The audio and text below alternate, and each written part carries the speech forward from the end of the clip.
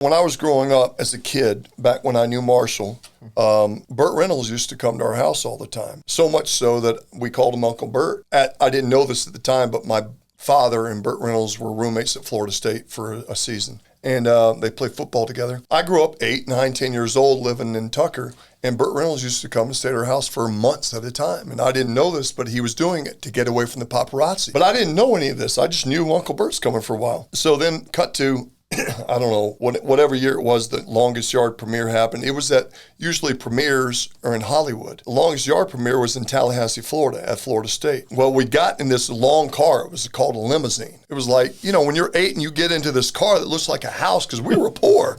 I didn't know what a limousine was. So we rode in this limousine to this movie theater, and we got out, and there was like 50 paparazzi snapping photos. I got out in these flash bulbs. I was like, well, why are they taking pictures of Burt? What's Burt doing? They're interviewing Burt. What's this about? So anyway, we get in the theater. I get my popcorn and Coke, and I'm just sitting there watching. And all of a sudden, Burt Reynolds comes up on the screen. I was like, Burt's an actor? All these years he'd been staying with us, I never knew he was a movie star. Wow. After that, you know, high school happened, and Burt had talked to me about getting acting. I had left The Longest Yard not wanting to be an actor. I left that movie wanting to be a football player. Then I started playing Little League football in high school and all that stuff. So I never really wanted to be an actor. And then I got into Philadelphia, and the second year there, I had a shoulder operation. They found a broken bone in my neck, and they wouldn't insure me. My career was over like that. And at the time, I didn't have a backup plan. I thought I'd be in the league for 5, 10 years. And I also knew at that time that I had a bad temper. I had a trigger temper. I was very aggressive, and I didn't think I could have a coach yelling at me, but just the average Joe being condescending or yelling would not have worked well for me at the time, and I knew that. So I was like, I can't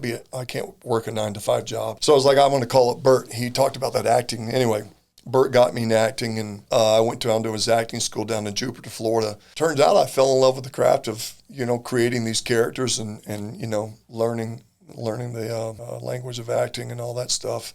Anyway, moved to Los Angeles. Started working right off the bat, and cut to, I don't know how many years later, 15 years later, I'm auditioning for the remake of The Longest Yard.